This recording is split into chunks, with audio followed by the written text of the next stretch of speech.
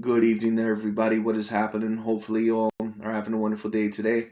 So, I wanted to talk about this new news, which I thought was very, very exciting. And of course, for those of you overall that haven't heard the news, Terence Crawford and Shawn Porter, I believe, have agreed to sign off on a fight.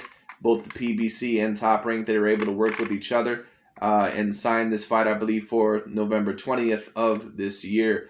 And I think that that's very, very exciting because Terence Crawford, man, he's certainly, in my opinion, and, uh, if you watch my channel, you know that, in my opinion, Canelo Alvarez is the number one pound for pound fighter in the world.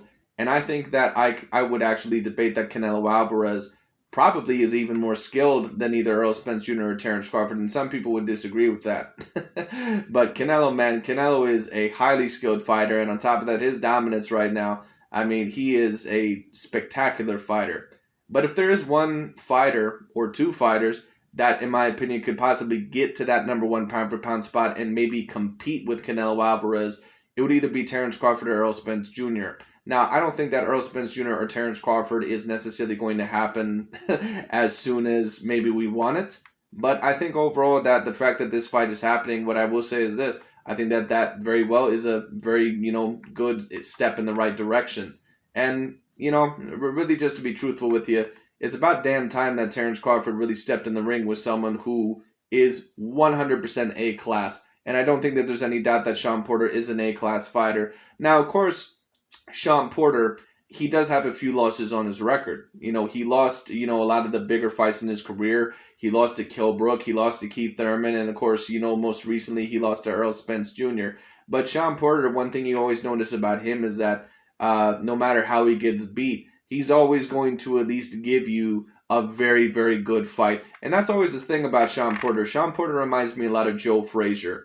In my opinion, he kind of has that style. He's like a lessened version of Joe Frazier, in my opinion. He's overall that, he may not win every single fight, but he is going to overall put you to your limit. And that's the kind of thing that Shawn Porter can do. He gave Keith Thurman a very, very tough fight. I thought that that was an extremely tough fight. I thought that that was 7-5 going either way. The Kell Brook fight, that was the one performance in Shawn Porter's career where I thought that he got clearly outclassed and clearly outperformed and did not provide Kell Brook with a super duper amount of trouble. The Errol Spence fight, he actually was able to back up and hurt Errol Spence, I believe, a couple of times in that fight, even though I thought Errol Spence clearly won that fight 8-4, including with the knockdown. And also the Danny Garcia fight, he was able to slightly beat Danny Garcia. And is there one fight that I'm forgetting? I don't know if there is. But those are the losses in Shawn Porter's career. And if I wanted to push a narrative, sometimes like when I review these channels, they like to push a narrative about Canelo. I could sit here and say, oh, well, Terence Crawford, he's only fighting guys that are washed up. Shawn Porter, he has 3 losses in his career, blah, blah, blah, blah, blah. I could try to spread this narrative if I really wanted to. But the truth is about this fight is that it really is a fantastic fight. And in my opinion, obviously, Shawn Porter, he's not necessarily on the Errol Spence Jr. level, maybe not even on the Keith Thurman level. But when it comes down to it, Shawn Porter, he is a very good opponent. And this really is going to be, in my opinion, not only the first, big guy. And when I say big, I'm talking about a very talented opponent that he's fought at welterweight. This, in my opinion, is going to be 100% the first definitive A-class fighter that he has fought in his career. Now, some of you may debate that Victor Postal and Yuriorkis Gamboa, that they were A-class fighters. I would debate that. I would say that Victor Postal, if he is an A-grade fighter, he would be in that A- range. And even that is a little bit tricky. Yuriorkis Gamboa, I think that once upon a time he was a very decent fighter. But it's also a little bit debatable if he was A-class because he really did not have a lot of big wins in his career. And on top of that, he always did have a lot of faults. So it is what it is. Shawn Porter, obviously he has a lot of faults, but this is a multiple-time champion. This is a person overall that still to this day, overall, even though he does have a few losses in his career, he is very tough. He's very gruff. He's going to give you, your money's worth when it comes down to it. And, there's certain people overall that don't like Terence Crawford and they'll try to degrade this fight. But, I think we got to be positive here. I think that this is a fantastic fight. I think that this is a great fight. And I can't wait to see it. And, of course, people, they're going to be favoring Terence Crawford, as will I be. I'm not going to give my official prediction probably until about the last week in October to the first week in November. But when it comes down to it overall, I will be favoring Terence Crawford to win this fight. I think a lot of people, they're thinking that Terence Crawford is just going to win by knockout. And I could see it. But Shawn Porter, man, he's a tough-ass dude. And if Errol Spence couldn't knock him out, if Danny Garcia couldn't knock him out, if Kell Brook couldn't knock him out, I don't know. We'll see what Terence Crawford can do. But when it comes down to the overall, it'll be very, very interesting. I know a lot of people, they're going to point to Kell Brook and say, well, Terence Crawford, he knocked out Kell Brook earlier than what Errol Spence was able to do.